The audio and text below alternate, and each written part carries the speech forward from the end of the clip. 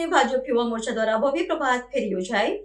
ભગતસિંહ રાજગુરુ અને સુખદેવના બલિદાનને અપાઈ શ્રદ્ધાંજલિ. વડોદરા શહેરમાં આજે 23મી માર્ચ અર્થાત શહીદ દિને માતૃભૂમિ રક્ષક આજે પોતાના પ્રાણોની આહુતિ આપનાર શહીદ શિરોમણી ભગતસિંહ રાજગુરુ અને સુખદેવને શ્રદ્ધાંજલિ અર્પણ કરવા માટે એક ભવ્ય પ્રભાત ફેરીનું આયોજન કરવામાં આવ્યું હતું.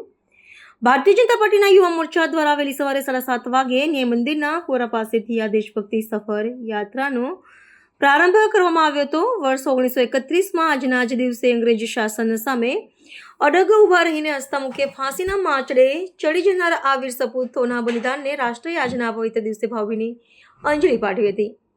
ન્યાય મંદિરથી શરૂ થયેલી આ પ્રભાત ફેરી લહેરીપુરા માર્ગ, બરાનપુરા, ચોખંડી, માંડવી, બેંક માર્ગ, ચાંપાનેર દરવાજા, બાજોડા, મુખ્ય માર્ગ, ગાંધીનગર ગૃહ, અમદાવાદી પોર્ટ, ટાવર 4 રસ્તા અને માર્કેટ 4 રસ્તા જેવા શહેરના વિવિધ રાજમાર્ગો પરથી પસાર થઈ હતી.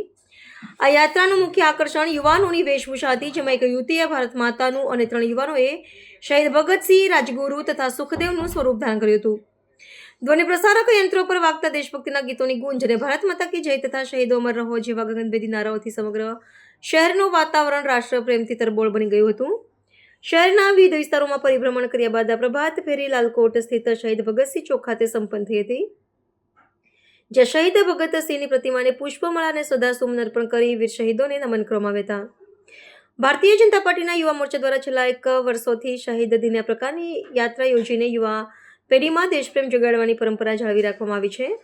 રાષ્ટ્રને સમર્પિત આ કાર્યક્રમમાં વડોદરા શહેર ભારતીય જનતા પાર્ટીના અધ્યક્ષ જયપ્રકાશ સોની, યુવા મોરચાના પ્રમુખ, પૂર્વ નગરસેવકો સહિત મોટી સંખ્યામાં પક્ષના કાર્યકર્તાઓ અને રાષ્ટ્રપ્રેમી નાગરિકો ઉત્સાહભેર જોડાયા હતા.